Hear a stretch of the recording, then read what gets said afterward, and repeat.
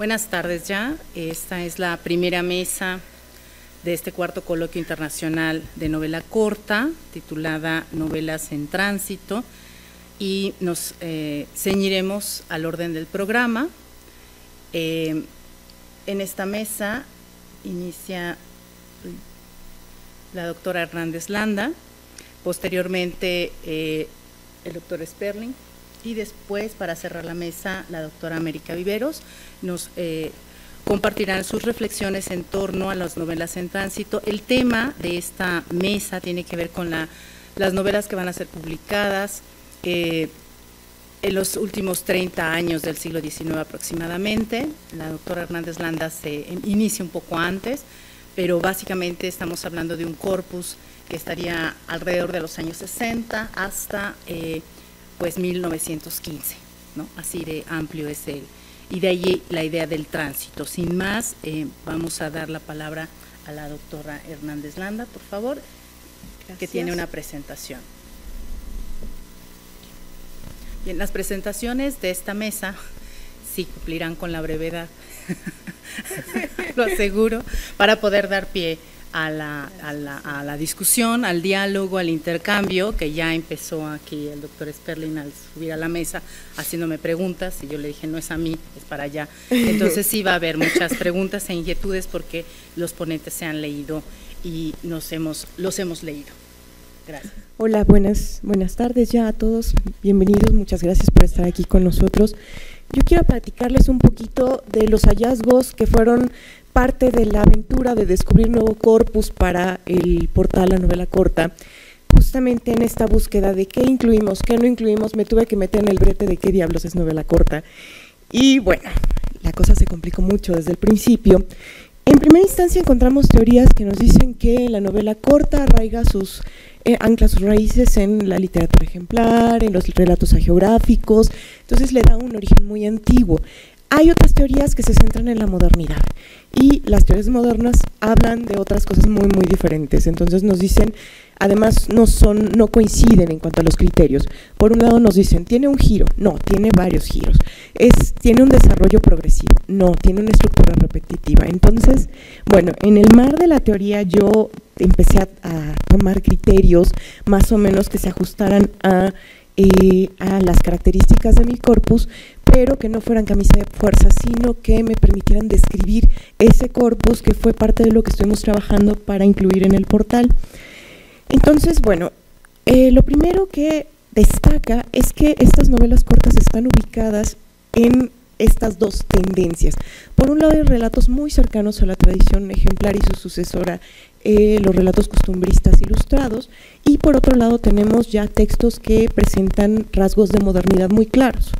Entonces, bueno, para ubicar si era esto novela corta o no y de qué manera, bueno, consideré la función comunicativa de los textos en la época, los medios de producción que intervienen en ellos, rasgos formales como la extensión, la cantidad de nudos, orden, si son repetitivos, si se manifiesta un proceso de transformación, si hay causalidad o no, considerando lo que dicen las teorías, pero insisto, no como camisas de fuerza.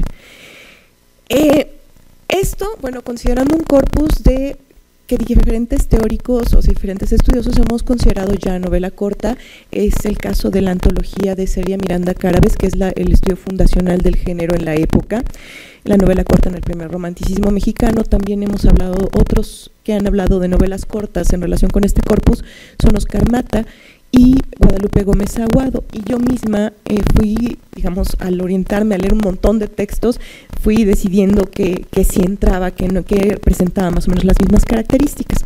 Entonces, dentro del corpus que decidí estudiar están los textos antologados por Miranda Cárabes, que por un lado presentan rasgos románticos, la mayoría excepto uno, que es La ocasión hacia ladrón de Francisco Zarco, que viene de la tradición ilustrada con todo este precepto horaciano de instruir y deleitar. Adicionalmente metí Trinidad de Juárez de Manuel Paino, que es un texto muy característico de la estructura de la época. De hecho, la misma estructura de Trinidad de Juárez es la que encontraremos después en las novelas históricas extensas, como Monja y Casada, Virgen y Mártir, que es una serie de peripecias que se pueden prolongar indefinidamente. También incluí dentro del corpus de los textos costumbristas un texto que se llama Mi Paisano, de FC, lo descubrí en el Recreo de las Familias. Es un texto muy interesante porque además de el relato costumbrista incluye un divertimento literario y hace una crítica metaliteraria. Y además incluí dos textos que descubrió una alumna mía que estaba ayudándonos a encontrar corpus para la novela corta, La Flor del Cardo y La Flor de Granada. Estos dos textos son muy particulares y nos ayudan a reflexionar en el género. Fueron publicados en el Álbum Mexicano y tienen una característica muy interesante, pertenecen a una serie que se llama Las Flores Animadas. Son una serie de relatos inspirados en una versión francesa. Todos los relatos retoman las imágenes de Granville, tanto los franceses como los mexicanos, pero los relatos sí son originales mexicanos. La serie de Las Flores Animadas, entre La Flor del Cardo y La Flor de Granada, son relatos muy breves, algunos de plano con tramas muy sencillas, pero algunos ya trascienden la intriga, la mera peripecia del cuento y presentan rasgos que nos ayudan a pensar en novela corta. Lo interesante es cómo fueron presentados por el Álbum Mexicano estos relatos. Dice la presentación de Las Flores Animadas. Perdón, se me olvidaba mencionarles, todos estos relatos de las flores animadas tienen un marco. Una encantadora transforma a las flores en mujeres para que vayan al mundo y se desencanten del mundo de los hombres. Entonces, obviamente la intención ejemplar es muy clara. Y nos dicen en el Álbum Mexicano, la idea de hacer que las flores hablen, como los fabulistas fingen que hablan los animales, se ha aprovechado felizmente dándole un desarrollo inteligente y vasto. La azucena, la rosa, el lirio, la amapola, convertidas en heroínas de novela, han proporcionado el medio de formar una obra en que se encuentran dos cualidades difíciles de reunir, la instrucción y la amenidad. Bueno, aquí quiero destacar dos cosas. Por un lado, la tradición ejemplarizante y por otro lado, el hecho de que se llaman novelas a estos relatos simplemente porque tienen una historia amorosa. Entonces, parece ser que en la época hay un criterio temático muy importante y si hay una historia de amor ya estamos hablando de novela, ¿no? Obviamente, para pensar en mi corpus no me ciño solamente al criterio temático, pero sí lo tomo en cuenta para pensar estos textos. Y lo que observo, bueno, de entrada, dentro del contexto y la función comunicativa, en principio estos textos fueron publicados en el periodo de 1837 a 1852, que es un periodo de crisis nacional donde se forma la República de las Letras, está generando textos con el fin de contribuir al progreso de la nación, transformar, resolver los problemas, educar a la población. Y justamente en este marco aparece la Academia de Letrán y su sucesor, el Liceo Hidalgo, que tienen el objetivo de contribuir al engrandecimiento de México a partir de publicaciones diversas, publicaciones que incluyen textos literarios, pero no solamente. De hecho, ellos participan en distintos proyectos editoriales que tienen esta finalidad del engrandecimiento de México, tal como se puede advertir en los títulos. Si ven el Mosaico Mexicano, el Museo Mexicano, el Álbum Mexicano, la Ilustración Mexicana, el propósito es muy claro todo el tiempo, ¿no? Y por si no es suficientemente claro el título, en los prólogos de las revistas hay claras aclaraciones al respecto. México, movido por un poderoso impulso, vuela rápidamente en seguimiento de las naciones civilizadas y con pasos agigantados vemos caminar nuestra regeneración social. En medio de este movimiento, cada mexicano desea tener una parte, aunque sea pequeña, en el engrandecimiento de su nación. Con la publicación de este periódico creemos hacer un servicio a nuestros paisanos. La geografía, la historia civil y natural, la bella literatura, en fin, cuanto haya de ameno e instructivo a la vez en el vasto y fecundísimo campo de las ciencias y las artes, nos prestará asunto para llenar las páginas del Recreo de las Familias. Pues, como vemos, son contenidos misceláneos, encontramos textos de historia, de geografía, etcétera, etcétera. Entonces, dentro de estos fines educativos, efectivamente son textos que tienen fines educativos muy claros, pero el tipo de educación que se difunde es de tres tipos distintos. Por un lado, hay textos destinados a difundir principios morales, ¿no?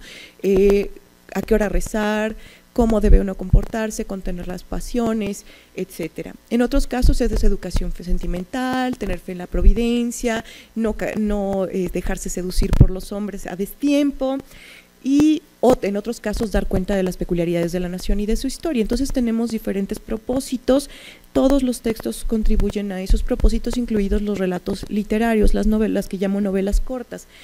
La dificultad en parte para llamarlos novela corta está en su extensión, son textos muy breves, estamos hablando de 4.500 a 12.000 palabras, son chiquititos algunos de ellos, pero lo cierto es que estamos ante textos que tienen una estructura capitular, que ya nos habla de una intencionalidad que no es la sorpresa, el golpe, sino una progresión. Y además muchos de estos textos incluyen un prólogo, excepto uno, El criollo de José Ramón Pacheco. Todos los demás tienen un prólogo que nos dicen la intención del texto es tal, y ya nos anticipan incluso el desenlace. Entonces sorpresas no hay como en el cuento, sino que más bien se trata de profundizar en el ambiente. Como pueden ver en esta imagen, este es un ejemplo de una novela. Esta es Manuelita de Guillermo Prieto. Esta es toda la extensión del texto, toda la extensión. Lo que está circulado es el inicio del capítulo 2. Entonces así de pequeñitos son estos textos, y es una de las dificultades a las que nos enfrentamos a la hora de decidir, ¿esto es novela corta? No, sí, pero creemos que la estructura capitular ayuda mucho, y la introducción. Bueno, como les decía, estos textos tienen el propósito de participar en la construcción nacional y participar en diferentes temas, intervenir en diferentes asuntos, por lo cual la mayoría de estos relatos tienen importantes ramificaciones temáticas. Es decir, en un solo texto, en Manuelita, que era el caso que les puse, la imagen que les puse antes, es un texto que inicia con una bohemia y se habla de la situación política del país, y después aparece la historia típica del héroe romántico que está aburrido y sale de viaje en busca de aventuras. Y ahí viene la novela de aventuras, y en su camino se encuentra diferentes lugares que son objeto de relatos costumbristas, de representaciones costumbristas que nos hablan de las peculiaridades de la nación, y finalmente se encuentra con una mujer que le narra su historia, una historia trágica. Entonces tenemos la historia trágica de la mujer que por dinero es mal casada y que vive en una situación difícil debido a un inglés cruel que por dinero hace todas las cosas y la tiene muy sometida, ¿no? Entonces varios elementos. O por ejemplo, Euclea o la griega de Trieste es un relato que tiene una gran cantidad de alusiones eruditas a Oriente, la historia de Oriente, y además una historia de una mujer emancipada. Entonces, en general, todos estos relatos tienen muchas diversificaciones temáticas e incluso más de una intriga. Además, tenemos muchas reflexiones sobre la historia y las peculiaridades nacionales. Estas alusiones son constantes, también las alusiones políticas, las referencias eruditas. Dentro de estos relatos también tenemos lo que Doris Sommer ha llamado ficciones fundacionales, que son historias que al mismo tiempo desarrollan un relato de amor, pero este relato de amor tiene un significado paralelo en relación con la historia nacional. Entonces, todo lo que le pasa a la nación y todas las tragedias por las que pasa la nación están ligadas con la tragedia que viven los personajes o las dificultades que viven los personajes para ser felices. Entonces, evidentemente estamos hablando de dos situaciones paralelas, la historia nacional y la historia individual.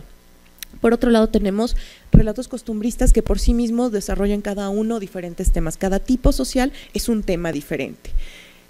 Y además tenemos juegos metaliterarios. El caso de Mi paisano de FC, firmado por FC, presenta, además de la historia costumbrista, una crítica constante a las poéticas de la época. Este es el caso de Mi paisano. De entrada, este es un ejemplo de un prólogo o una introducción que nos da cuenta de qué se trata el texto. Nos da el desenlace. En principio, dice: el lector en vano buscará el fin de estos apuntes, no lo tienen, y efectivamente termina de manera muy abrupta. Pasa justamente, si a alguno le parece mal que me sucedieran tantas aventuras en un solo día, y el relato cuenta aventuras de un solo día, no me aculpe a mí, sino a la unidad de tiempo, que he querido observar rigurosamente, porque de pocos días esta parte me he vuelto clasiquista. Entonces, obviamente la alusión a la poética de la época es muy muy clara, y ya nos da el sentido del relato. Entonces no importa el desenlace, importa cómo se van desarrollando los acontecimientos, cómo se representan los elementos. Dentro de las tendencias estructurales, bueno, pues encontramos rasgos que nos llevan muy cerca de la novela. En principio, tramas melodramáticas, historias de amor, donde hay momentos de infortunio, de fortuna, infortunio, que hacen que los amantes se separen, se vuelvan a encontrar, hasta que se llega a un desenlace feliz o fatal. Novela de aventuras que implica viajes y sucesiones posibles de encuentros y desencuentros, hasta que finalmente se llega al desenlace. Estructuras trágicas, donde justamente el personaje parece que en algún momento va a ser feliz, y de repente viene una serie de acontecimientos que la llevan al infortunio total. Y además tenemos un relato que es La Flor de Granada con una mascarada carnavalesca. Entonces es por un lado el relato costumbrista de las cosas que ocurren afuera en el mundo y por otro lado una historia de amor tipo Cenicienta, de una mujer que se enamora pero le llega la hora y se tiene que separar del galán. Entonces son tramas complejas. En general la mayor parte de las historias tienen más de un giro, pero incluso los relatos donde tenemos un giro tienen diversificaciones temáticas que nos hacen pensar nuevamente en esta afiliación genérica con la novela corta. Y por otro lado, bueno, en todos los casos encontramos estrategias de profundización en el ambiente, descripciones, escenas, diálogos. Todos estos elementos van retardando el desarrollo de la historia y así pensamos en estos relatos como esta flecha a la que en el camino le salen plumas, como define Villoro a la novela corta. Analepsis, diálogos, todos estos elementos que ayudan a comprender más bien el ser así de la situación y no más bien generar el golpe de efecto como es el cuento. Entonces, a manera de conclusiones, bueno, efectivamente tenemos rasgos que dificultan un poco la afiliación genérica, que es de entrada los vínculos con las narrativas tradicionales, los ejemplos, solo algunos teóricos asocian a la novela corta con eso. Por otro lado, de repente tramas muy sencillas, una extremada brevedad, pero por otro lado también encontramos dentro de estas novelas cortas los gérmenes de novelas extensas. El hecho de que tengan los textos más de un propósito comunicativo, las ramificaciones temáticas, que haya profundización en el ambiente, que se manifieste un proceso y a fin de cuentas pues lo que vemos es que estos textos presentan una imagen condensada del mundo más que cortes en la realidad, como diría Benedetti, que es el cuento. Entonces estos son los resultados de este trabajo al que me metí para generar un corpus para este portal y hacerlo cada vez más rico. Muchas gracias.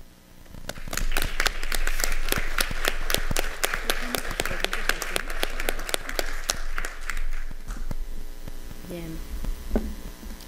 Muchas gracias. ¿Qué les dije? Que iba a haber brevedad en esta mesa? Hasta rapidez, aceleración. Bien. El siguiente trabajo que escucharemos, las preguntas y el diálogo, creo que va a ser más nutricio al final, ya que tengamos las 3 aproximaciones de conjunto, va a ser el trabajo del doctor Sperling, que ha sido colaborador ya desde hace tiempo de la novela corta, del portal, y de hecho pueden encontrar alguna presentación hecha por él en el portal a los textos de la novela corta.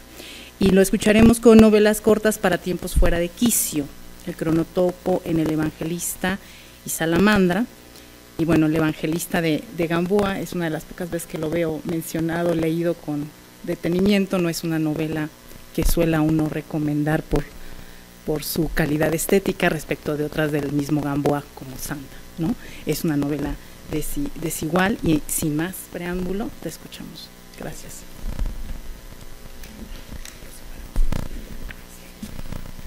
Yo creo que El Evangelista de Gamboa clausura muy decorosamente la obra de Gamboa. Es una pieza muy pulida, prosa magistral, diría yo. A lo mejor eso lo podemos discutir al final de esta mesa. No voy a pedir más tiempo. Hemos partido desde el inicio del proyecto sobre la novela corta, que hay una primera fase en que se consolida el género con relativa estabilidad. Y hemos encontrado las fechas 1872 a 1922, fechas en que se publican Confesiones de un pianista y Antonia, de Justo Sierra y de Altamirano. Y al final de este periodo encontramos las 2 novelas sobre las cuales voy a hablar hoy en la medida en que me lo permite el tiempo. Entonces, a mí lo que me interesa es relacionar estos horizontes de enunciación con la configuración espacio-temporal que encontramos dentro de la novela. Voy a hablar sobre lo que yo llamo horizonte de clausura de estos 50 años en que se encuentran Salamandra y El Evangelista. Y si caracterizamos brevemente este horizonte en que escriben respectivamente Gamboa y Rebolledo, encontramos que está en plena marcha la Revolución Mexicana, ha concluido la Primera Guerra Mundial. Estos 2 autores más en el caso de Gamboa, han sido desplazados completamente con respecto a su posición dentro de la República de las Letras. Encontramos también que se han agotado esas escrituras decimonónicas con Salamandra. Encontramos la última novela modernista que clausura esta serie de novelas cortas, y con el Evangelista encontramos una prolongada meditación sobre el tiempo.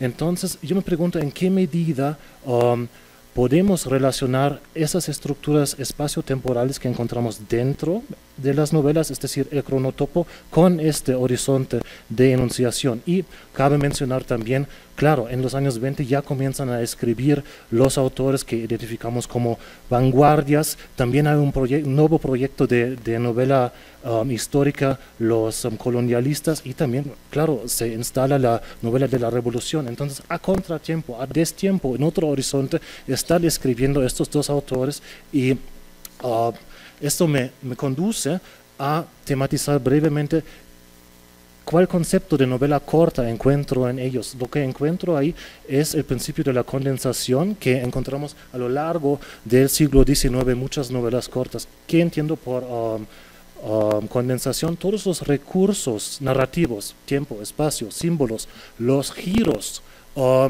funcionan para caracterizar la trayectoria de un solo personaje. En el caso de Salamandra son dos. Vamos a ver, si me da tiempo, qué implica esta antítesis entre los dos personajes. Entonces, condensación es un concepto clave, sobre todo, claro, si quiero trabajar sobre el cronotopo para investigar la dimensión espacio-temporal en función de un solo protagonista.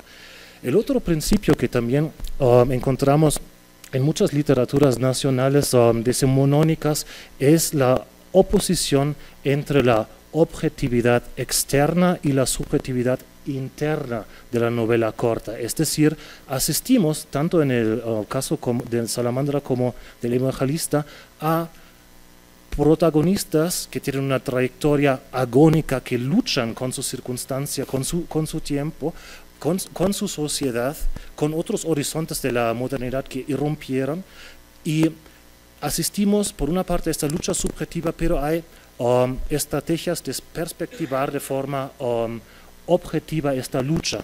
En el caso de Gamboa y de Rebolledo tenemos narradores heterodiegéticos que toman cierta distancia con respecto a esta subjetividad de los personajes. Bien. El cronotopo es un concepto que muchas veces se ha visto de forma muy reducido. En una edición alemana reciente señalan Michael C. Frank y Kirsten Malke que a lo largo del ensayo bakhtiniano operan 3 enfoques diferentes a los cuales corresponden 6 acepciones posibles del cronotopo. El interés del teórico ruso Bakhtin en el explorar el aspecto espacio-temporal para la filosofía de la cultura, la historia de la literatura y la teoría de los géneros. Nos sorprende que la categoría aparezca en 6 contextos argumentativos distintos. 1. En el contexto de una teoría cultural que aborda los diferentes órdenes simbólicos, estos estructuran cosmovisiones históricamente específicas que encuentran en el cronotopo su transfiguración literaria. 2. Como categoría para analizar la configuración espacio-temporal de los géneros y de su evolución histórica. 3. Como categoría narrativa que organiza el argumento relacionando forma y contenido. 4. Como función escenificadora del texto que hace experimentable y sensible el espacio y tiempo. 5. Como representación que remite a la condición humana históricamente específica. Y 6. Como categoría que opera dentro de una estética de la producción y recepción que implica autores y lectores ubicados en espacios y tiempos determinados. Entonces, esta dimensión compleja de la espacio-temporalidad de la literatura creo que me permite relacionar estas dos novelas y otras de forma compleja con su horizonte de enunciación. En ese sentido voy a dar lectura a unas observaciones sobre el evangelista. El evangelista narra la vida de Moisés, quien después de combatir en las filas del ejército imperialista es condenado a vivir una existencia marginal, separado de su familia. En la clandestinidad evade a las autoridades liberales hasta encontrar su lugar en el mundo, ejerciendo el oficio de escribiente en la Plaza Santo Domingo. En este espacio se presenta la posibilidad de atar los cabos sueltos de su pasado personal.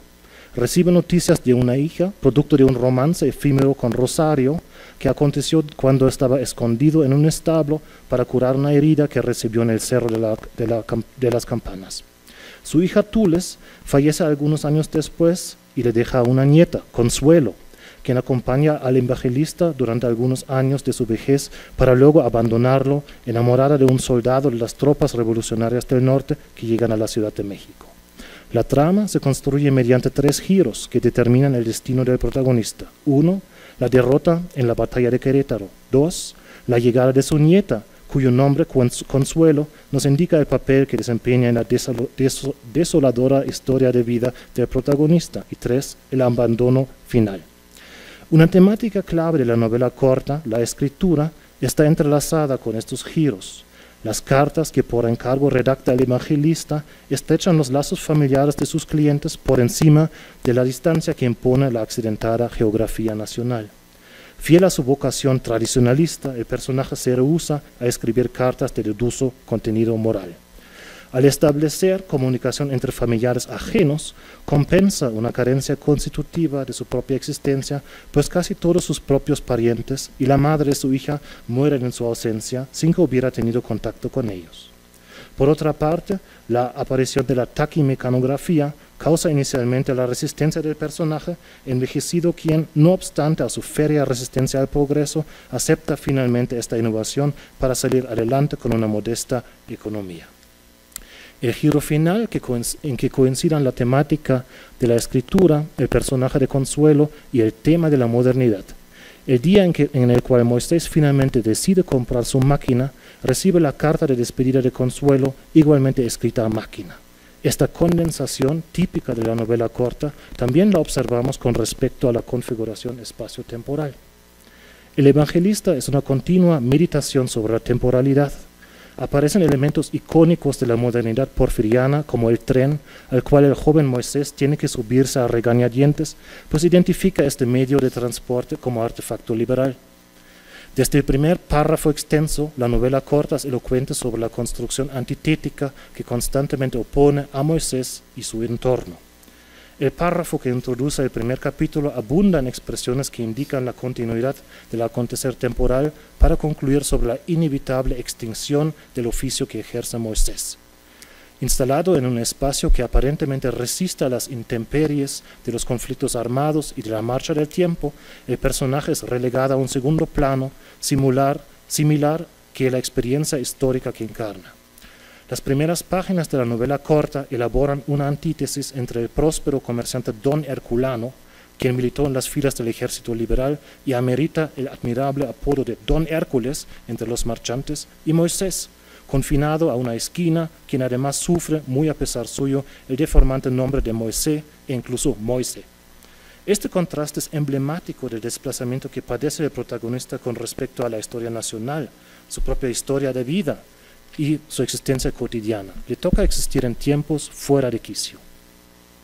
La amarga experiencia de que la historia la escriban los vencedores es una de las razones de la marginalidad de Moisés. La exclusión de la experiencia del bando monarquista en la historiografía liberal es asimilada figurativamente en el discurso narrativo de la novela corta. Moisés vive subjetivamente en una temporalidad fuera del fluir de la historia, misma que se resistió a registrar la otra cara del sitio de Querétaro, referido como catástrofe, desastre, génesis y principio de sus desventuras, historia triste y cataclismo. Para Moisés es este el momento en el cual se estanca el tiempo, cuando su historia de vida ya no logra desarrollarse de acuerdo con la evolución de su entorno social.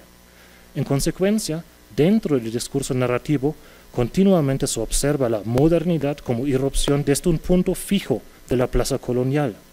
La diferencia de cualidades temporales resultante configura la tensión característica de la existencia de Moisés.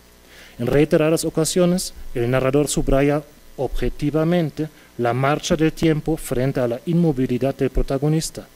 Son los años que galopaban, los cuales indiferentes seguían devanándose, mientras que como una ostra continuaba adherido Moisés a su mesa. Frente al tiempo descompuesto en el que perdura Moisés, la novela corta describe el anhelo de resarcir la continuidad temporal con base en el parentesco y la genealogía. La novela corta opone ambas formas porque a pesar del parentesco biológico, la línea genealógica nunca es tematizada explícitamente por Moisés. Consuelo, su nieta, no sabe que él es su abuelo. No obstante, además de ser una de las pocas relaciones afectivas de Moisés, la presencia de su nieta proporciona al protagonista cierta experiencia del transcurrir temporal, una especie de anclaje en el tiempo que le permite cobrar conciencia de su edad avanzada. Cito: cuando volvió la cara, el doble fenómeno natural e ineluctable se había consumado. Él era un anciano cada día más inútil y Consuelo era una encantadora flor de carne en plena juventud y desarrollo. No es gratuita la alusión al dios bifrontejano, quien simboliza el fluir del tiempo, porque los pocos signos de vitalidad y alegría del protagonista los percibimos en presencia de Consuelo, aquí aludida con una memorable metáfora botánica. El origen remoto de los lazos sanguíneos entre abuelo y nieta se narra en un episodio que Moisés rechaza como parte de su historia de vida. El romance, y aquí tenemos una alusión a esas historias fundacionales de las que habló Verónica y que habla Doris Sommer, el romance que dio origen a su hija natural Tulis. El episodio ocupa un lugar especial en el discurso narrativo.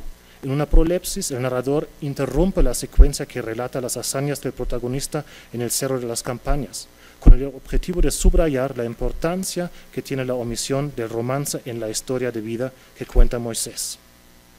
Aquí se produce un paralelismo entre ambos niveles narrativos, que omiten respectivamente elementos. El ocultamiento de una parte de la historia de vida puede entenderse como correlato irónico de la omisión de la experiencia histórica de los vencidos. Así, la separación y el aislamiento que caracterizan a Moisés son consecuencias de lo no dicho, tanto a nivel colectivo como individual, algo que es latente, reprimido y así nunca tematizado. Y no obstante tiene una ineludible presencia como una encantadora flor de carne. En otras palabras, hay dos historias no contadas, mismas que son constitutivas de la marginalidad y soledad de Moisés. Con respecto a la otra novela, que no tiene una dimensión histórica en sentido estricto, lo que habría que decir es que hay dos horizontes de modernidad que se tematizan en Salamandra. Como muchos de ustedes seguramente saben, Salamandra opera con personajes antitéticos, una mujer fatal, Elena Rivas, un poeta modernista, Eugenio León. La mujer fatal urde una intriga que conduce a nuestro poeta al suicidio. Él publica un soneto en una revista en el cual el yo lírico se regocija con la idea de estrangularse con la cabellera de la amada. Entonces lo que hace Elena Rivas es enamorar perdidamente al poeta y luego se corta el pelo, lo abandona, se corta el pelo y lógicamente se tiene a ahogar con la cabellera, ¿no? Entonces uno podría decir que aquí tenemos un gran juego metaliterario, pero lo que me interesa destacar son los horizontes de modernidad a los cuales aludan estos mismos personajes, porque tenemos por una parte el horizonte del modernismo ya clausurado en la fecha en que se publica la novela, y por otra parte tenemos un personaje inspirado en las divas de cine italiano del momento, una mujer fatal que disfruta mucho del baile one step, una forma temprana del jazz, ¿no? Y rechaza el baile de salón, que en medio de obras de arte de un pintor, también aludido en la obra Rutilio Inclán, que es un pintor cuyo estilo es caracterizado como anémico, triste, aburrido, ¿no? Entonces esa vitalidad que expresa Elena Rivas remite a otro concepto de arte que irrumpe, ¿no? Que es cinematográfico. Para Elena Rivas el arte ante todo es pasatiempo y divertimiento y no algo, un juego sutil con los colores y sonidos como lo encontramos en el modernismo. Entonces, este choque entre dos horizontes lo vemos también textualizado en la misma obra Salamandra. ¿Todavía me queda tiempo? Bien. Entonces, ¿cómo podemos relacionar todo esto con el cronotopo y los múltiples horizontes que mencioné al principio? Como ustedes seguramente también saben, el mismo Federico Gamboa, después de haber asumido el cargo de secretario de Relaciones Exteriores bajo Huerta, y que ocupó muy efímeramente, se vio relegado a la absoluta marginalidad, bajo la cual sufrió las últimas 2 décadas de su vida, ¿no? Y en su diario se plasma la frustración, la nostalgia y el rechazo que siente Federico Gamboa frente a su circunstancia, ¿no? Entonces, aquí tenemos un horizonte biográfico que podemos relacionar sin lugar a dudas con esta vida a contratiempo que le toca vivir a Moisés. Por otra parte, siguiendo con esta idea de la dimensión solamente biográfica que se textualiza en estos escritos, encontramos en Salamandra a Eugenio León, un eminente poeta modernista que escribe sonetos eróticos. Entonces eso también nos podría remitir a la obra del mismo Efraín Rebolledo, que hizo su debut como poeta erótico con Carl Victrix en 1906. Entonces existen estos paralelismos nada más entre la biografía de sus autores. Bueno, lo que he expuesto también sobre el cronotopo también sirve, por supuesto, para analizar la evolución de los géneros y determinar momentos históricos. No solamente podemos ver cómo se textualizan dentro de este mismo espacio de la condensación de la novela corta elementos del horizonte de enunciación, sino que también podemos ver cómo en este horizonte de clausura la novela corta se vuelve autorreflexiva, y este nivel autorreflexivo lo tenemos en la reflexión sobre la escritura en ambas novelas, ¿no? La escritura es central en El Imaginista porque irrumpe otra forma de escritura. Se habla incesantemente sobre la escritura de la historia a partir de la perspectiva de los ganadores, y por otra parte tenemos este juego metaliterario en Salamandra, que también es un nivel autorreflexivo de la escritura, que por otra parte se opone al discurso cinematográfico y al discurso en general sobre el papel del arte como diversión que encarna Elena Rivas. Entonces creo que por ahí marcha la investigación. Me falta relacionar todavía sistemáticamente la dimensión cronotópica y concluir sobre el horizonte de clausura, y espero resultar también a llegar a resultados para estas primeras 2 novelas que mencioné, Confesiones de un pianista y Antonia, para ver cómo se configura un horizonte inaugural para que dentro de estos 50 años la novela corta pueda existir con relativa estabilidad y pueda transformarse. Sería por mi parte todo. Pues muchas gracias.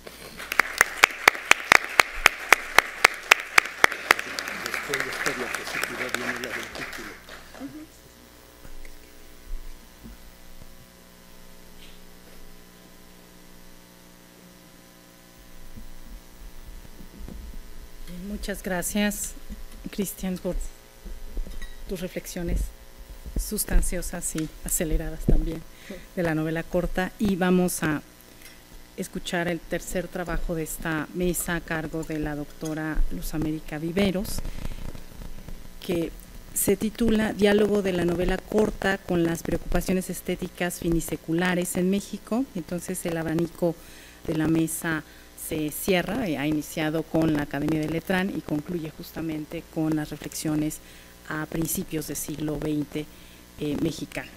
Sin más, le damos la palabra. Muchas gracias por la invitación. Creo que sin querer o queriendo, esto va a cerrar y a aludir a algunas de las cosas que han quedado aquí planteadas y creo que puede generar algún primer diálogo. En las siguientes páginas lo que pretendo es en realidad hacer algunos apuntes para el estudio historiográfico y contextual de la novela corta a finales del 19. Específicamente me quiero centrar en la convivencia con el auge en la prensa del cuento moderno, que supone una preferencia por formatos breves y por una estética del efecto, producto de una lectura y reinterpretación de Edgar Allan Poe y del cuento decadentista francés.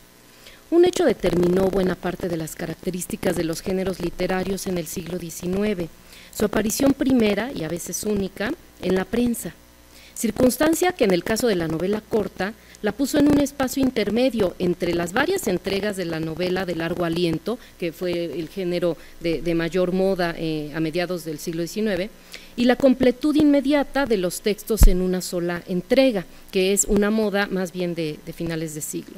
Uno y otro géneros, publicados en prensa, tienen repercusiones en las estrategias narrativas empleadas y obviamente en el tipo de lectura que proponen. Procedimientos y lectura pueden ser distintos cuando se publican directamente en formato libro, que es un fenómeno más del siglo XX. Puede hablarse de una relación directa entre costumbres lectoras y géneros literarios, ambos ligados a la materialidad de la publicación de los textos, y justamente hacia el fin de siglo se advierte un cambio notable en los géneros predilectos, tanto por el editor empresario que los está editando, como por el público lector que los consume. El auge de un tipo de cuento que centra su atención tanto en la economía verbal, con claras pretensiones de construir un lenguaje poético para su expresión, cuanto en la búsqueda, por medio de ese lenguaje, pero también de enfoque, procedimientos, estrategias narrativas, de un efecto de asombro, miedo, incredulidad o rechazo. Estos efectos ya los veníamos viendo desde la Academia de Letrán, pero hacia el fin de siglo creo que es el rasgo contundente, ¿no? La máxima de Pater-le-Bourgeois, cara al decadentismo francés, asombrar a la burguesía, es tal vez una de las premisas ideológicas que sustituirán el decálogo nacionalista, que si tuvo su auge desde fines de los años 60, hacia los 80 fue perdiendo fuerza y legitimidad. El abandono gradual del paradigma que tuvo como prioridad la eficacia didáctica del mensaje nacionalista, tal como lo conceptualizó el liberalismo y que es herencia de la visión ilustrada desde el siglo XVIII, dio paso a la adopción de la primacía estética. En este proceso, la poética modernista fue un espacio experimental no solo de temas, recursos y lenguaje, sino debido al cultivo del género crónica, pues esta tuvo como principal reto la construcción de un discurso útil a la actualidad del periodismo, a la vez que diferenciado del elemento propiamente noticioso, con la ambición de crear un discurso literario en un texto consumible en una sola entrega. O sea, el género crónica, aunque lo pensemos muy separado del novela corta o de cuento, pues en realidad fue abriendo camino en la prensa entre la utilidad de llevar un discurso de actualidad con la única entrega de la crónica, ¿no? La última década del siglo XIX fue un momento de quiebre del concepto literatura en las letras mexicanas, uno de los muchos momentos de quiebre, pero creo que es un momento muy importante ahí. Las abiertas polémicas entre paradigmas permiten advertir la conciencia con la que se persiguió este cambio. Los textos literarios emblemáticos del fin de siglo, eso de decir cuáles son los textos emblemáticos del fin de siglo, la frase es una provocación porque justamente en esa delimitación de corpus, en ese traer nuevos textos, pues debe haber como una justificación, permiten corroborar profundas transformaciones estéticas. Nombré como título de esto preocupaciones estéticas finiseculares al conjunto de elementos que conforman ese nuevo paradigma de lo literario. Es una mezcla de temas, personajes, recursos, enfoques, procedimientos y estrategias narrativas que más que filiar a una estética, pongamos por caso modernista o decadentista, lo que pretendo mostrar es que es reveladora de una preocupación más honda, cultural, ligada a la autonomización del campo literario. Este fenómeno va de la mano con la modernización de los soportes periodísticos que se asumen como empresas cuyo objetivo, a la par o por encima de lo ideológico, es la formación de un mercado de lectores y entre las repercusiones de esa asunción como negocio está la adopción de formatos cortos y temas impactantes. No quiero decir que a principio de siglo no se viera como un negocio, creo que los Año Nuevos son un claro ejemplo de tratar de ver empresarialmente el uso de la novela corta, pero hacia el fin de siglo la claridad con que lleva a cabo eso Manuel Caballero o Rafael Reyes Espíndola pues es notable, ¿no? Advierto una estrecha relación entre el auge del sensacionalismo y la nota roja en las publicaciones más modernas, como El Imparcial, El Universal, el de Reyes Espíndola, y El Nacional, que en sí mismo habla de un proceso complejo relacionado con la transición del periodismo doctrinal al noticioso, del artículo político al imperio del reportaje, según llama Castillo Troncoso a esa transformación, con el cultivo de textos breves, cuentos donde la muerte y el crimen tienen parte central en el imaginario creativo, por solo hablar de los temas. Si la brevedad de las narraciones ficcionales, casi hablando solo de formato, es una característica evidente simplemente al hojear los periódicos, el rasgo más relevante será la búsqueda de un efecto en el lector. La intención puede parecer nueva, pero me parece que es solo un golpe de timón respecto a la índole anterior del efecto buscado, que es más bien ideológico, que busca una articulación nacionalista y que fue, digamos, articulado teóricamente por Altamirano. Brevedad y búsqueda de efecto podrían caracterizar grosso modo, desde mi punto de vista, los textos cada vez más reconocibles bajo el género cuento, tal como hoy lo seguimos considerando. Cuentos modernos que fueron publicados hacia finales del 19 y principalmente en publicaciones periódicas consideradas como las más modernas. El Nacional es una de esas publicaciones que alienta la escritura del género cuento a lo Poe, ¿no? Es como muy claro el lugar donde veo emerger eso. Esa articulación reconocible de las expectativas de escritura y lectura del género cuento, cuyo cultivo consistente coincidió con los valores de la estética decadentista, me parece que crearon las condiciones propicias para dar un espacio propio y distinguible, o sea, generar una articulación diferenciada al género novela corta, que, si se me permite esta opinión, que tal vez sea debatible, no terminaba de orquestar un marco discursivo propio. Me parece que está en búsqueda de eso, que orientara con claridad la clase a la cual pertenecía.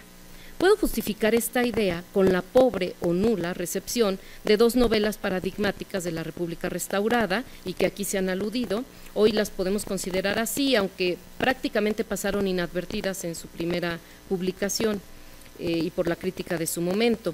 La que después ha sido titulada Novela de un colegial, de Justo Sierra, inicialmente publicada en las Conversaciones del Domingo, supongo que de esa va a hablar mañana Américo, publicada en el folletín del Monitor, porque es del Monitor Republicano, entre abril y junio del 68, y Antonia, es así publicada en el Domingo, de junio a agosto de 72, que coincido con Cristian en ubicar ese momento como el de un giro, un golpe de timón.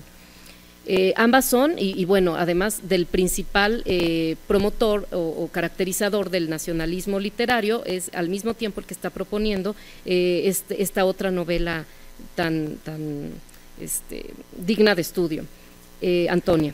Ambas son, tentativamente lo propongo así, una irregularidad discursiva en la literatura de su tiempo. La extensión se vuelve, hacia el final del siglo, un rasgo altamente pertinente en la configuración genérica del cuento, por lo que la transgresión de ese elemento en una narración ficcional más larga que el cuento, pero más breve que la canónica novela, podría interpretarse, y la justificación me parece que debe ser de índole estética, como una necesidad expresiva específica. Postulo una transformación fundamental entre las décadas de 1870 y 90 de los conocimientos asociados al concepto del género cuento, que adquirieron tal claridad que pudo abrirse un espacio diferenciado para la novela corta, que desde mi punto de vista adoptó en general una estética del efecto, pero más dilatada, ahí coincidimos en dilatado o en profundo, ¿no? No solo el episodio tremendo develado con sorpresa al final, sino el episodio humano, íntimo, que vemos gestarse gradualmente y que intenta mostrarse en todos sus detalles evolutivos. Salvo las excepciones que suelen desacreditar este tipo de generalizaciones, el drama humano incubado y desarrollado narrativamente frente al lector es una constante que justifica la mayor extensión propia de la comprensión de los documentos humanos. Un ejercicio comparativo entre las novelas cortas de, por ejemplo, la Academia de Letrán y las novelas cortas finiseculares podría revelarnos si hay efectivamente una mayor atención al desarrollo de emociones y luchas internas de los personajes por encima de la diégesis que atienda a la narración de acciones y acontecimientos más bien externos. La atención narrativa a la interioridad y profundidad de los personajes, por supuesto, puede deberse, y de hecho se debe no solo a una característica, sino a un conglomerado de causas, que no tienen que ver solo con lo que he llamado aquí preocupaciones estéticas, finiseculares. Lo que quiero mostrar es que estas causas permitieron ajustar una expectativa de lectura y escritura de la novela corta, con acento en la develación de una interioridad tremenda, ya sea por lo sensible, artística, perversa. Algo tiene que haber ahí tremendo en la novela corta para que justifique esa dilatación, ese enfoque en un solo personaje. La prosa que acentúa estados emocionales por medio de un lenguaje cargado de musicalidad y de alusiones culturales artísticas pareció ser característico de un género que no inocentemente comenzó a nombrarse también como nouvelle en esos momentos. Ejemplos de este enfoque de personajes son la culposa adúltera de El mechero de gas, de Gamboa, El depresivo muchacho de Vendía Cerillos, también de Gamboa, La solitaria monja de Un calvario, memorias de una exclaustrada, de Alberto Leduc, El atormentado sexual de El bachiller, de Nervo, El cornudo tísico de Un adulterio, de Ceballos, y El taimado violador de El enemigo, de Fren Rebolledo, por mencionar solo los personajes más notables. En todos estos casos resulta que ya sea por la facilidad de impresión o por la distinta apreciación del género, o por la curiosidad o incluso el morbo que sus temas abiertamente sexuales o escabrosos trataron, estos textos brillaron con suerte particular en la materialidad de su aparición pública, pues Federico Gamboa publicó directamente en libro sus 5 novelas cortas bajo el programático título de Del natural, esbozos contemporáneos, en el año 89, en Guatemala, mientras era segundo secretario de la Legación Mexicana. El bachiller de 95 apareció también como libro, causó escándalo, tuvo muy pronto una segunda edición con la compilación de todos esos textos que se escandalizaban algunos. Un adulterio fue el único que apareció primero por entregas en el folletín del Agonizante Universal, ya en manos de Luis del Toro, aunque muy pronto vio la luz entre 2 pastas, en el cuentario homónimo, que a decir de Edged Borges, tuvo enorme circulación, acaso la más abundante que en aquellos años se tuvo en el país, y que tuvo una inquietante portada de Julio Ruelas, muy buena, es la adúltera, es adúltera con el gorila, y la portada de Julio Ruelas, bueno, es muy, gráficamente es impactante. En tanto, El enemigo, del año 1900, fue obsequio para los suscriptores de la revista Moderna, que a diferencia del Universal no apelaba al gran público, sino a uno refinado y adscrito a la estética decadentista, que fue la dominante por entonces en esa publicación. Un calvario, memorias de una exclaustrada, requiere especial atención al haber sido uno de los 4 textos premiados por un concurso de novela abierto por la empresa editorial de quien sería el mayor renovador del periodismo finisecular, Rafael Reyes Espíndola, y su periódico El Universal. Actualmente una alumna, que está aquí, estudia en su tesis los concursos literarios hacia el fin de siglo y enfoca este fenómeno como una enunciación explícita de precisiones discursivas que fomentó la escritura y guió la atención de los lectores hacia ciertos géneros y que al mismo tiempo colaboró en la percepción del trabajo escriturario con valor de mercado. Al igual que el premio era de 400 pesos, entonces valía la pena escribir una novela corta.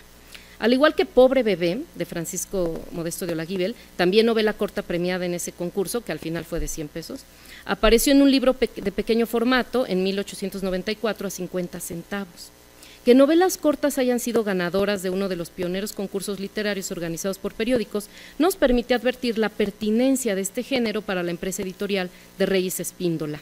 Que Reyes Espíndola haya sido el responsable un año después de la publicación del Bachiller, obra paradigmática para el género hacia el fin de siglo, no me parece casualidad. Las 16 páginas a doble columna de su edición Príncipe parecen ceñir con la corona del triunfo el objetivo iniciado medio siglo atrás con la idea de Los Año Nuevo de Ignacio Rodríguez Galván, que reunía textos originales de autores mexicanos en formato de novela corta como una posibilidad de consumo editorial, que también era obsequio para las suscriptoras. Si Los Año Nuevo eran obsequio de la imprenta de Mariano Galván, los textos de las novelas cortas finiseculares aspiran a ser joyas engastadas en el breve libro que las contiene. Lanzaré para finalizar una idea que necesitaría el cruce de varias investigaciones. Aquí la esbozo desde el área que yo trabajo.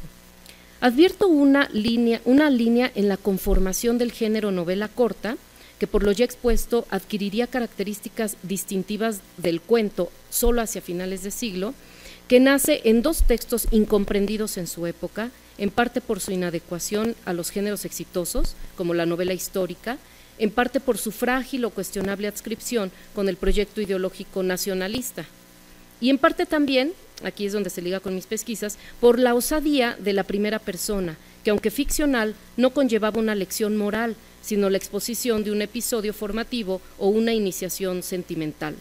Los antedichos Novela de un colegial, de Justo Sierra, y Antonia, de Altamirano.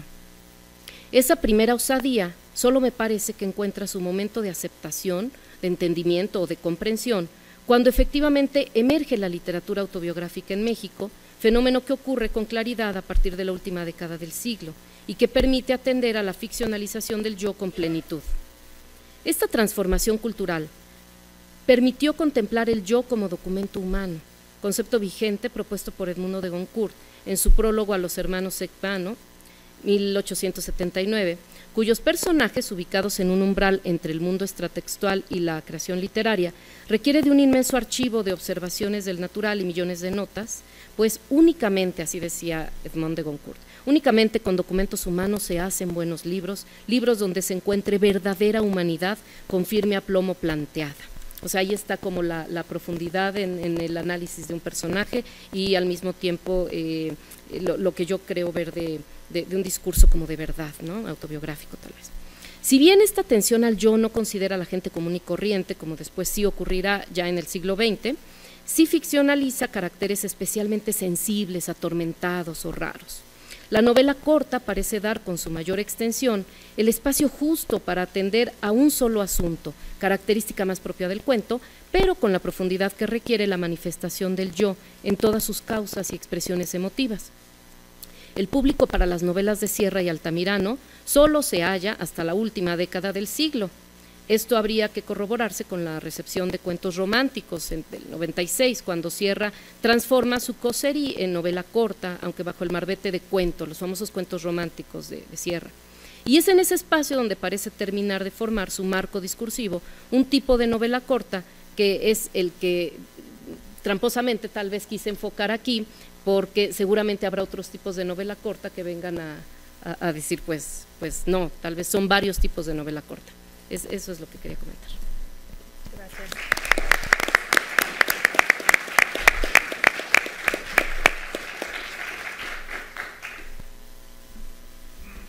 Bien, pues fue prometido y se cumplió la brevedad, la puntualidad, la sustancia. Y ahora abrimos la ronda de preguntas y comentarios que inicie el diálogo.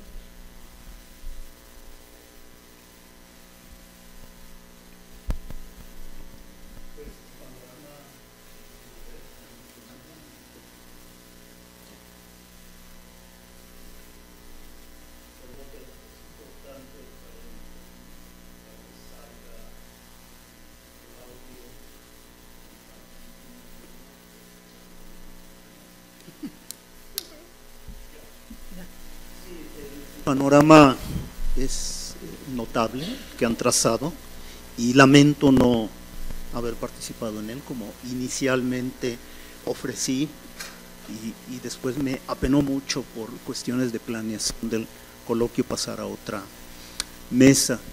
Yo tengo una pregunta un poco provocadora para América. ¿Cómo veríamos tu panorama? Si es que fue tramposo, ahora se verá la prueba de fuego. ¿Cómo veríamos ese panorama desde novelas en las que va entrando el humor, la parodia, y podríamos pensar en Aventuras de Manon, de Nájera, o El donador de almas, de Amado Nervo? Y Nervo sería, yo creo, un ejemplo aquí que ayudaría porque viene del bachiller y de una novela que no publica en ese momento, que es Pascual Aguilera, y que yo no sé si es más tremendo el final que el del bachiller. Entonces, ¿qué pasa con el humor y con la parodia en esta perspectiva que trazaste, América? No sé, si hay que hablar de humor y parodia, creo que aquí Mariana puede bueno, va para contestar. todos, desde luego, porque también el corpus de Verónica con Mi Paisano, ahí pasa mucho, entra mucho ruido, ¿no? Tal vez no humor y parodia, desgraciadamente, la ironía me parece, siguiendo pues un rasgo importante, relevante, notable en las, al menos en Antonia, claramente, el distanciamiento. Entonces, ahí creo yo ver esta característica que después se pueda desarrollar de otra manera con Gutiérrez Nájera y con Nervo. En realidad en esta en esta propuesta yo atiendo únicamente a la cuestión de la puesta de la subjetividad y ese humor y parodia que permiten distanciar al narrador, tal vez están ya haciendo esos dos planos de los que habla Cristian, entre una objetividad externa y una subjetividad. Creo que justo el humor y la parodia ayudarían a hacer esa diferencia y estaríamos hablando de algo parecido.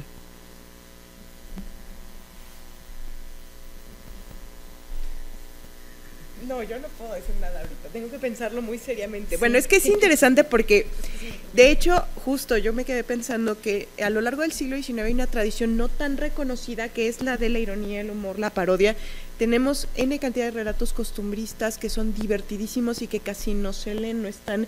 El canon no nos dijo, existe la quinta modelo de Robards, no nos dijo, está La ocasión hacia el ladrón, El diablo en México de Díaz Covarrubias. Por cierto, eso es un comentario adicional, como para completar el panorama con Luz América, en medio de los textos de la Academia de Letrán y los que comentan Cristian y Luz América, hay un periodo donde la novela corta se extiende mucho. Entonces estamos hablando del Diablo en México, la quinta modelo, son 80,000 palabras si quieren más o menos, cambia totalmente el panorama y otra vez se acorta. Eso es un fenómeno muy interesante. Yo estoy de acuerdo con que para el periodo de la Academia de Letrán todavía el marco no está totalmente definido, pero lo cierto es que los textos humorísticos tienden a la visión más objetiva, tienden a generar un distanciamiento, es el distanciamiento irónico, el distanciamiento crítico. Creo que el distanciamiento está presente en en todas las épocas. No creo que sea definitorio de la novela corta, aunque es más recurrente en la novela corta, porque para desarrollar este tipo de esta forma se requiere brevedad, concisión, para que se logre el efecto. Entonces sí creo que está asociado al género, pero creo que se puede presentar en otros textos. Pero es un asunto de reflexión interesante. Bueno, tendremos tiempo después de la clausura. Agregaría que, por ejemplo, pensando en Don Catrín de la Fachenda, que es como un ejemplo paradigmático para estudiar ironía, parodia, humor, la diferencia entre esos usos a principio de siglo y a final, me parece que sí radica en el objetivo, de una parte con una clara intención ilustrada y en el otro con una primacía del efecto, que es lo que yo trato de pensar como una autonomización del campo literario, al menos en la necesidad de que haya un efecto estético por encima del mensaje ideológico, en ese uso del humor y de la parodia, ¿no? Sí.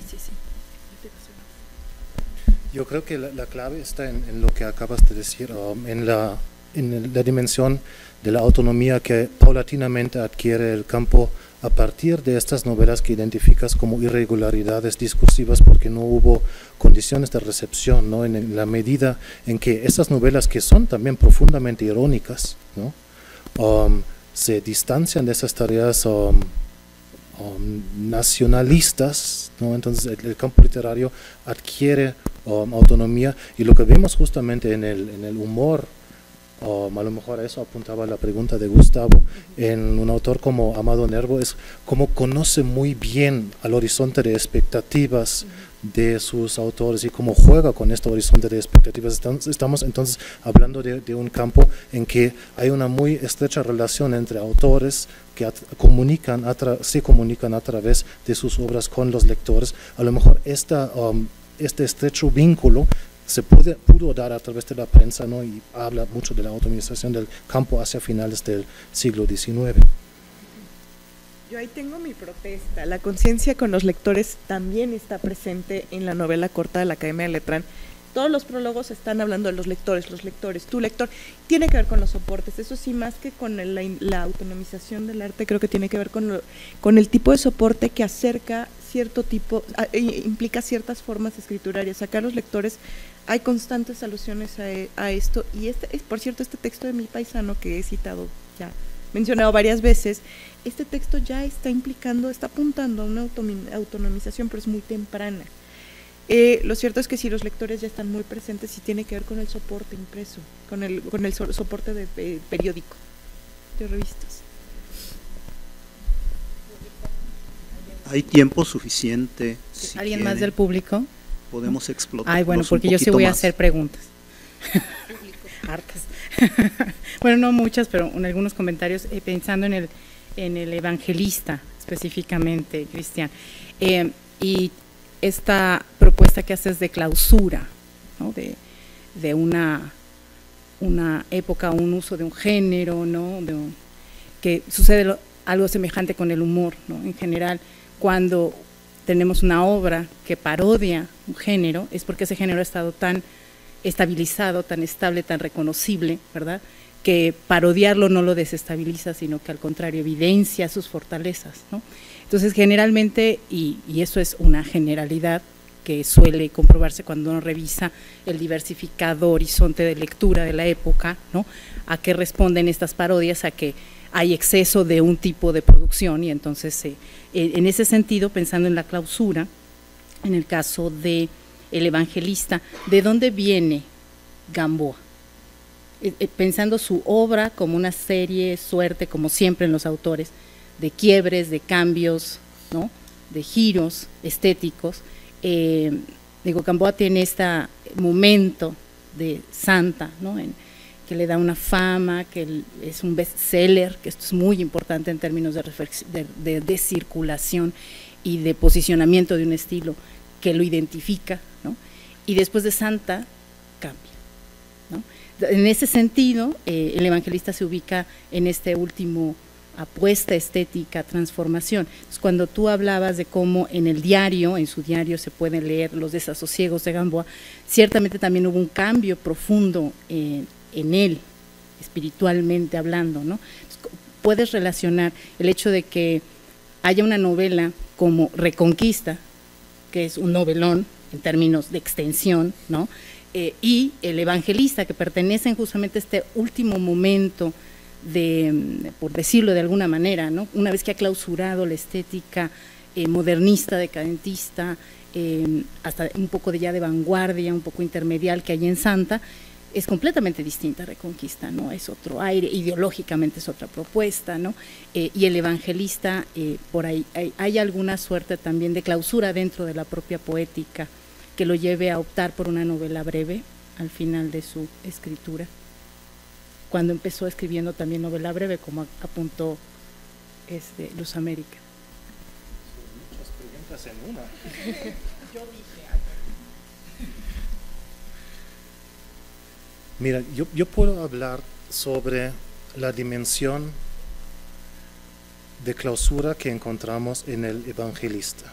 Yo creo que el personaje es una especie de avatar de su mismo autor, es decir, el estar fuera de su propio tiempo, el estar sufriendo las condiciones, el no comprender las condiciones de su propio tiempo, el conservadurismo recalcitrante que encontramos en Moisés.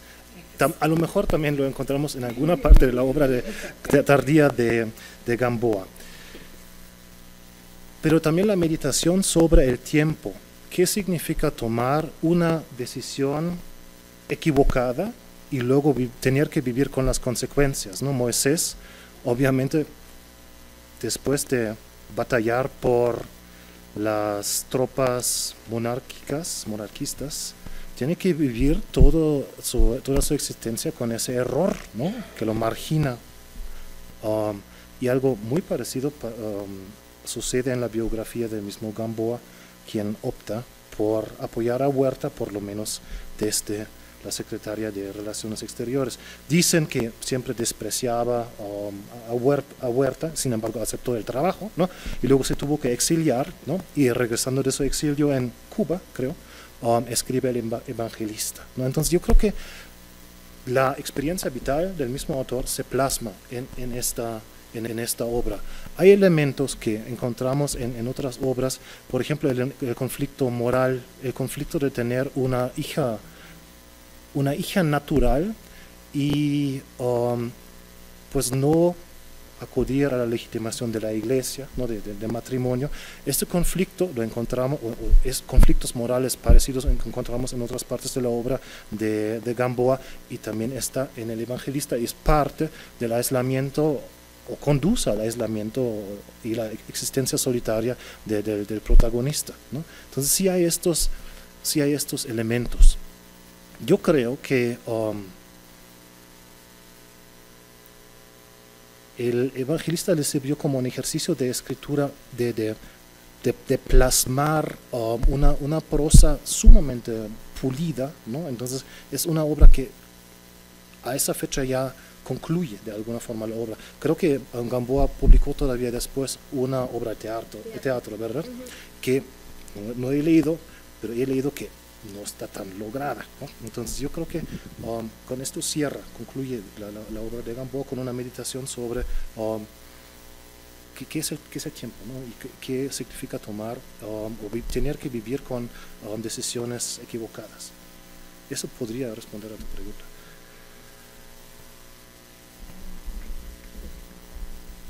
¿Alguien del público? No, entonces voy a seguir por acá. Perdón. Ah, sí, ya, acá. Rodolfo, por favor.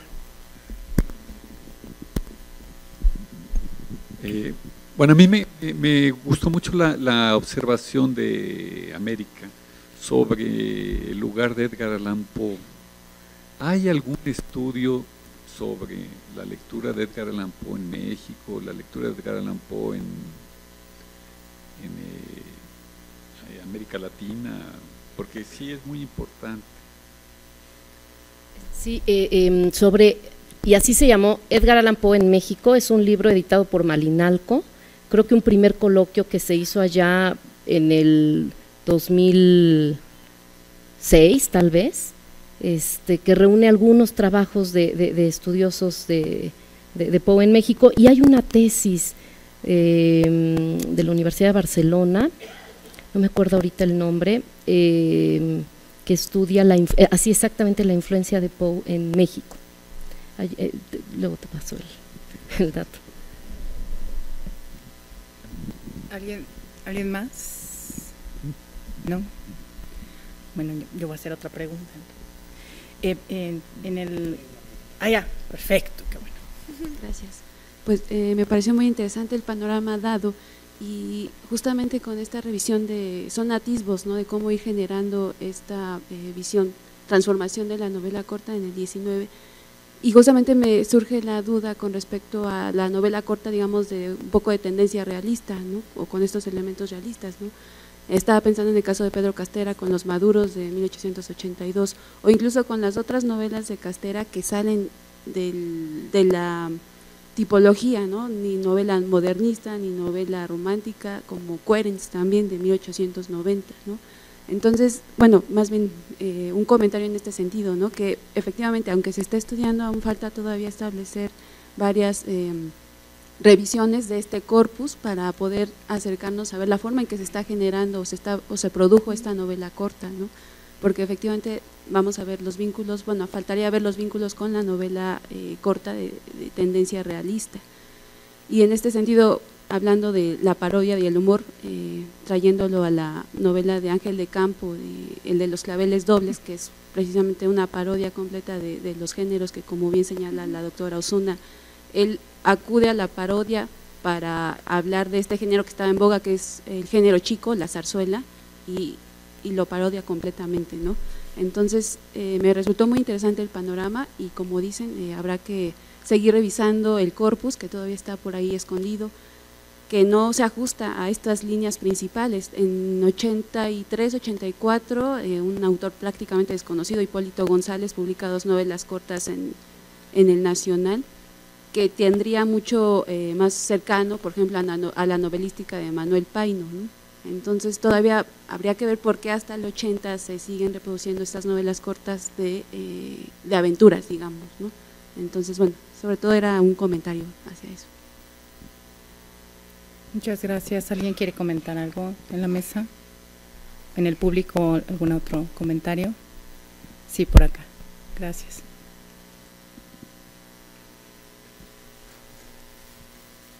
Yo, bueno, para felicitar a los 3 ponentes, muy interesantes las tres intervenciones, y me gustaría preguntarle, creo que específicamente a Verónica y a Cristian, pero pues por el contexto puede ser cualquiera, ¿no?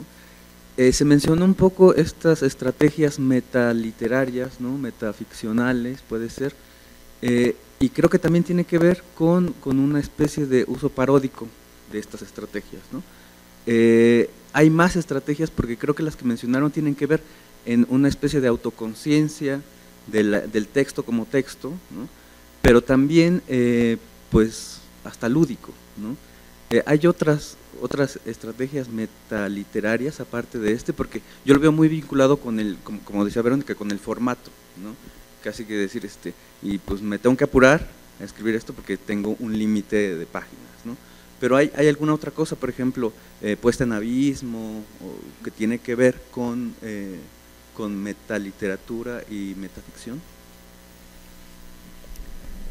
Sí hay, por ejemplo, en el caso de Manuelita, el hecho de, ya de entrada tenemos una escritura en abismo, entonces tenemos estructura de cajas chinas, y hay una reflexión sobre el acto de narrar sobre la historia del otro. Son todavía muy breves, muy diluidas, muy sencillas, pero sí, además hay una conciencia del lector. Todo el tiempo está diciendo tu lector constantemente en las novelas. Trinidad Juárez: mis lectores se preguntarán por qué le puse de nombre este nombre a tal personaje. Estos son recursos constantes, y yo sigo pensando que tienen que ver con el soporte. El hecho de que sean revistas hace que estén muy conscientes de quiénes son sus lectores, están jugando con ellos. Un caso extremo es este de Mi Paisano que puse, porque sí es una burla constante, todo el tiempo se está burlando del lector. El final mismo del relato es una burla al lector, uno termina y dice, ¿qué es esto? Es muy divertido. Pero digamos, donde ya se da de una manera mucho más consciente es a finales. Por ejemplo, en El Donador de Almas, bueno, El Donador de Almas tiene una conciencia clarísima del lector, ya como una conciencia literaria y no como una conciencia de te estoy tratando de atrapar a ti, lector, para que me leas. Yo veo que en el tiempo de la Academia de Letrán es mucho más cercano a ven, acércate, quiero que me leas. Es más este afán de acercar al público, atraerlo, seducirlo de alguna manera, hacerle ver que está siendo tomado en cuenta, más que una conciencia propiamente autorreflexiva, como ocurre, por ejemplo, en El Donador de Almas y ocurrirá en textos posteriores. En relación con lo que decía Dulce, también igual relacionado en todo esto, creo que parte de la autorreflexividad se va desarrollando de diferentes maneras a lo largo del siglo. En la Quinta Modelo nuevamente también hay autorreflexividad, y sobre todo se da en los textos más irónicos. Los textos más irónicos son aquellos que tienen rasgos autorreflexivos, pero incluso hasta en los melodramas hay rasgos irónicos, porque los escritores tienen como una vena muy graciosa. Entonces Prieto de repente sale con unas notas fuera de tono en un drama de azote que uno dice, ¿por qué? Esos son estos rasgos metaliterarios que justamente se van diluyendo ya conforme se hace esta literatura realista, o se hacen más grandes, como en Los Fuereños de José Tomás de Cuéllar.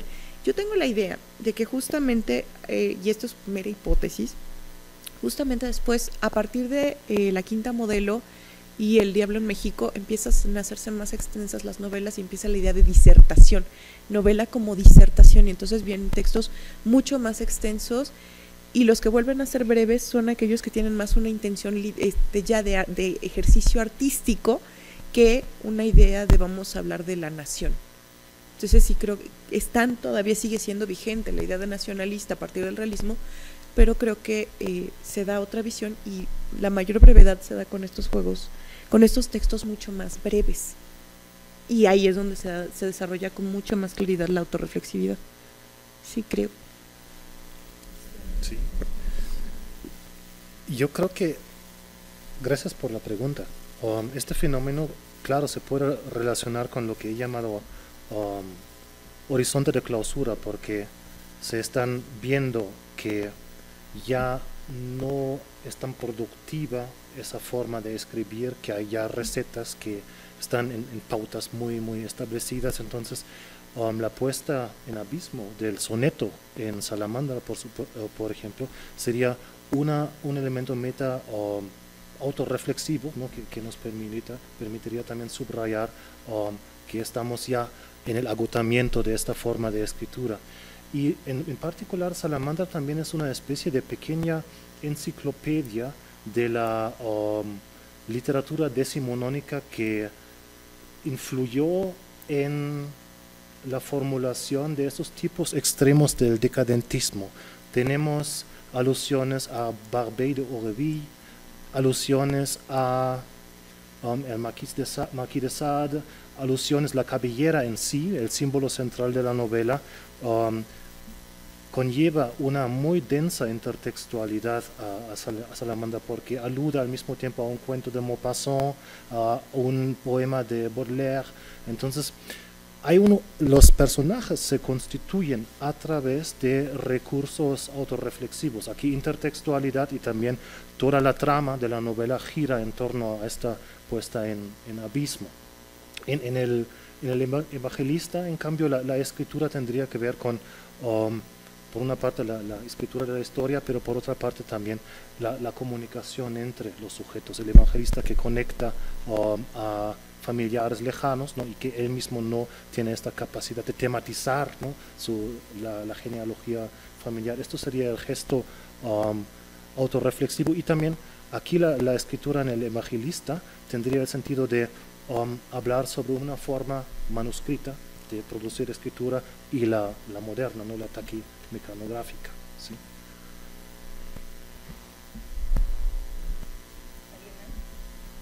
¿Alguien más?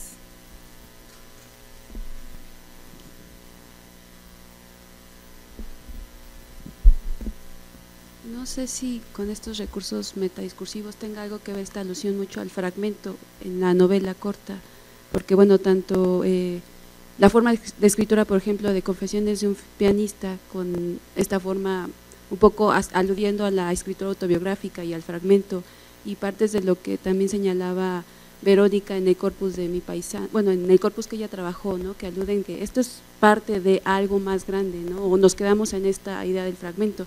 No sé si sea también parte de las estrategias meta de este tipo de producción de novela corta, o sea, haciendo alusión a algo que es más grande, o solamente que forma parte de algo, o que es un fragmento. No sé si haya algo por ahí.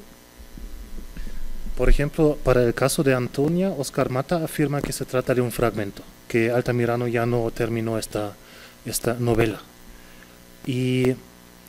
Pero estamos hablando sobre dos horizontes muy diferentes. 50 años después, con el evangelista y con Salamandra, hay una conciencia muy, muy clara de qué es el género, qué es una novela corta, ¿no?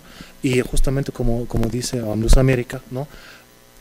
Al principio de estos 50 años, estas novelas todavía son irregularidades discursivas, porque no hay condiciones de recepción, no se sabe bien qué es esto, ¿no? Entonces, en el caso de la ¿cómo se llama? Confesiones de un pianista, creo que sí hay una fuerte voluntad de condensar todos los elementos simbólicos. Creo que se habla mucho del agua, ¿no? El agua es un símbolo importante que para aludir a la inspiración del artista, ¿no? Y también esta forma de cómo el mismo artista se refleja en la creación de esta obra trascendental que anhela, ¿no? Esa sinfonía que quiere componer.